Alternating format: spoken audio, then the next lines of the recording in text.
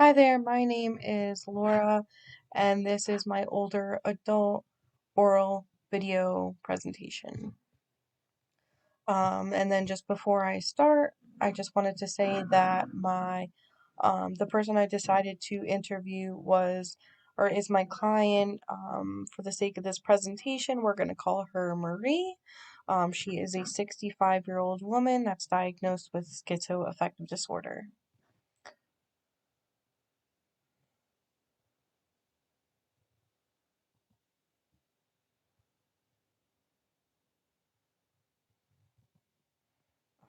Sorry about that.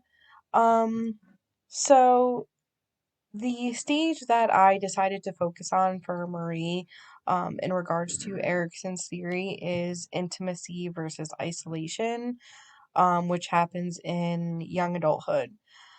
So just to refresh your memories, at this stage, young adults are looking for intimacy and relationships with others. It's not necessarily sexual, it's on a friendship level as well. Um, People are also trying to establish relationships without losing their own identity. So pretty much we are all trying to create our own personalities. Um, in Roger's text, though, it states that if a person is unable to create these close relationships, they are prone to intimacy and relationship issues as they get older.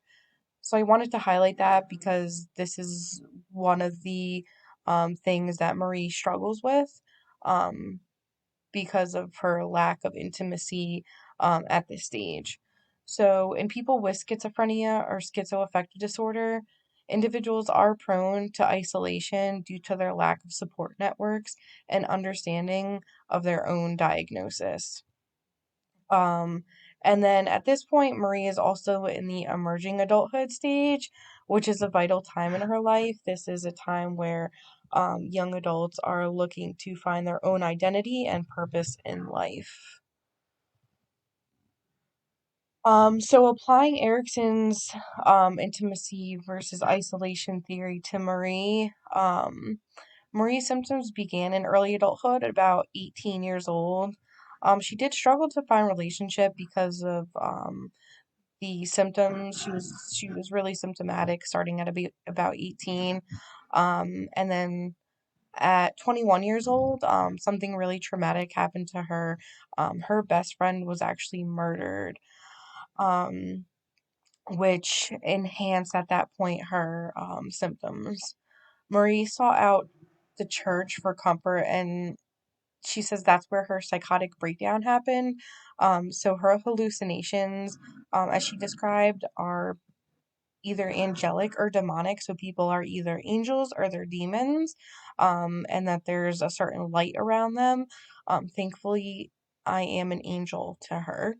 But she also um, will sometimes see angels or devils as a hallucination. Um, and then, due to her long inpatient stays in hospital, she was really unable to make friends in a typical setting. Um, and then, to add to that, individuals with schizophrenia or schizoaffective disorder tend to isolate due to perceived stigma and fear.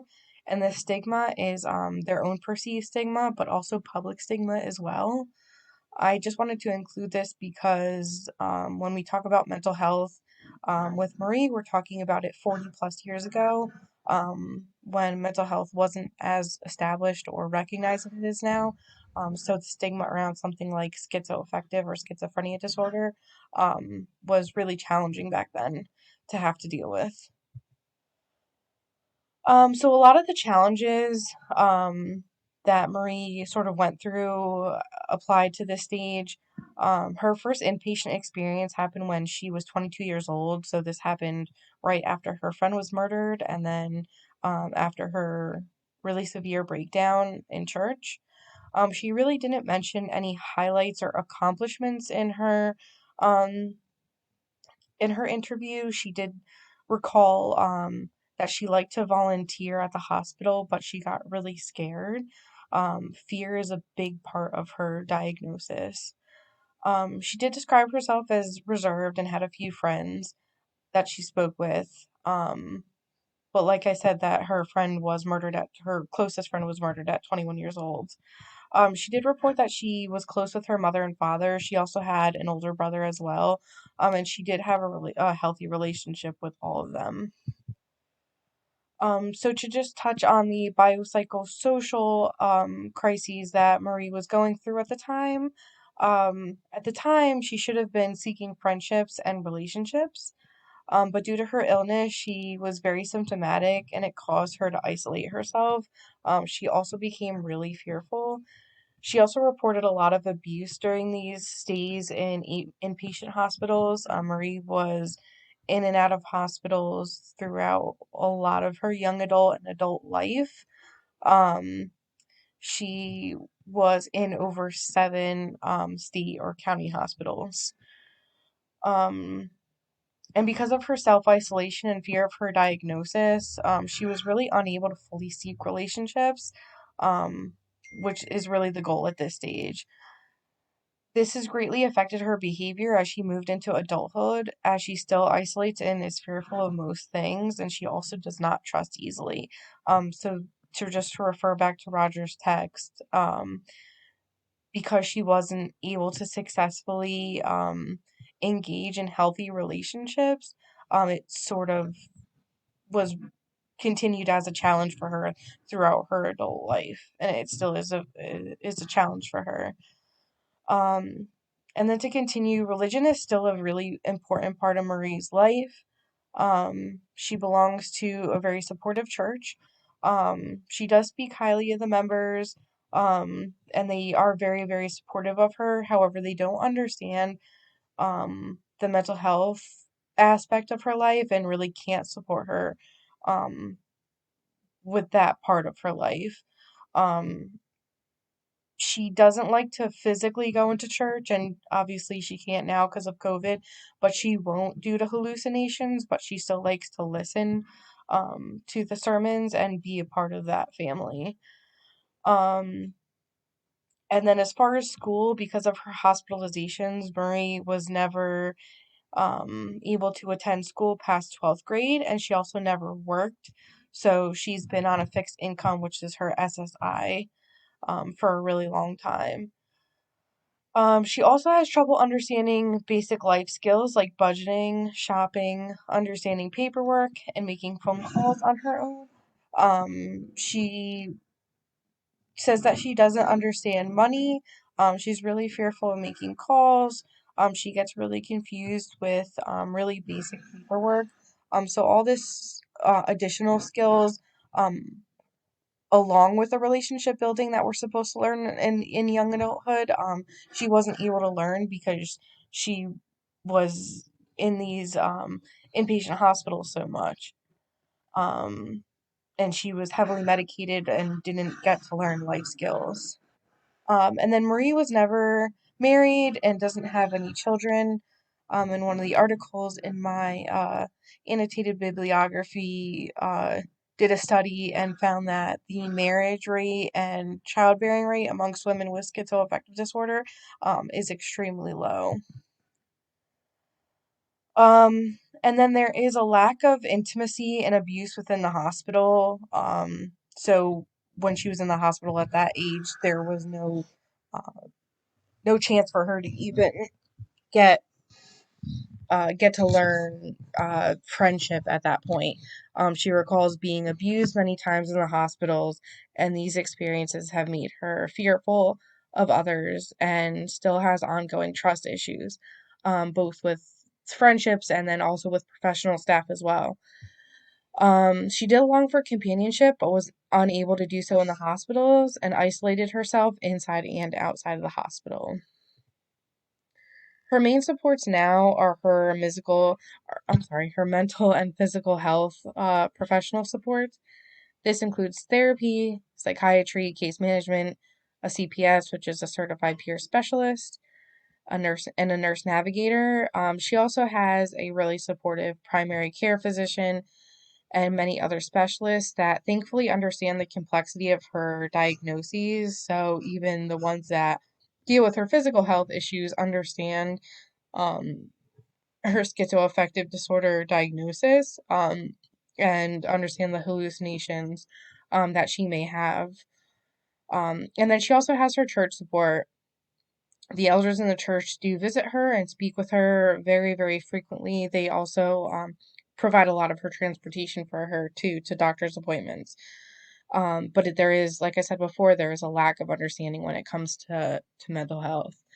Um, there's a challenge here because she does have good support, but there's always still that challenge, which goes back to the intimacy versus isolation stage, where she wasn't able to establish on her own these friendships. So one of the other theories that I'm going to apply to Marie's life is the social learning theory, which was created by Albert Bandura in 1977. It's also called the social cognitive theory. So this theory states that people use social interactions to learn. People actively interact with their surroundings to continue to learn, and people learn to think about their consequences of their actions. So there's two main terms within this theory. The first one is modeling. So that's learning through viewing others' behaviors.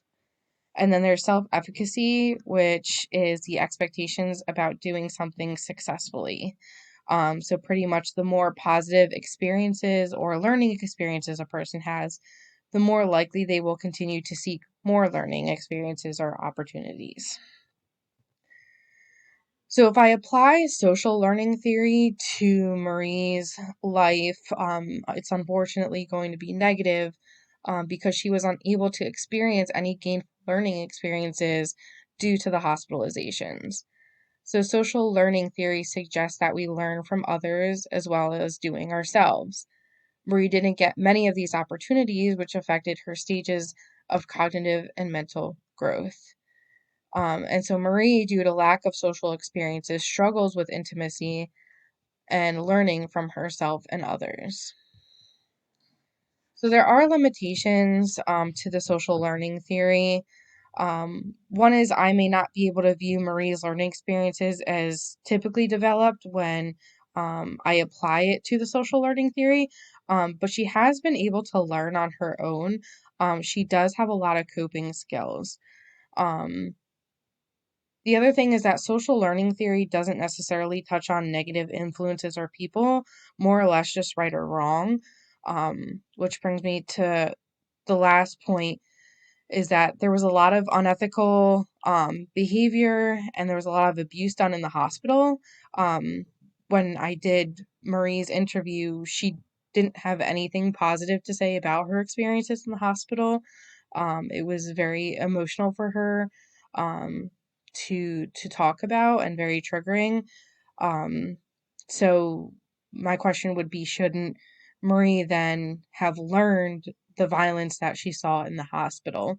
But I have to say Marie is one of the most gentle, soft-spoken, sweetest women that I know.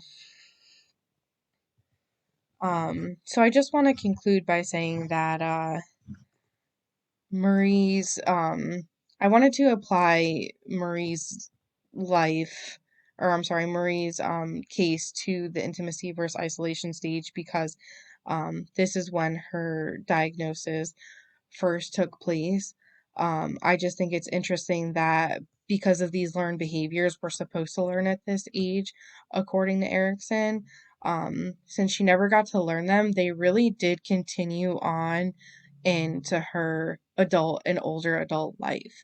Um, so she still has struggles with the intimacy and the closeness with friendships, and she still longs for that. So it's just interesting that it does still carry on for you, and she never really got to the adulthood stages, which is the generativity versus stagnation. She's still really seeking friendship at this point. And just to conclude, this is at Marie's request that I include a picture of my dogs and my bunny. This is Badge, Calvin, and the bunny rabbit's name is Pancake. Um, this is her favorite thing to look at when I come to visit her. and she thought that it would be a nice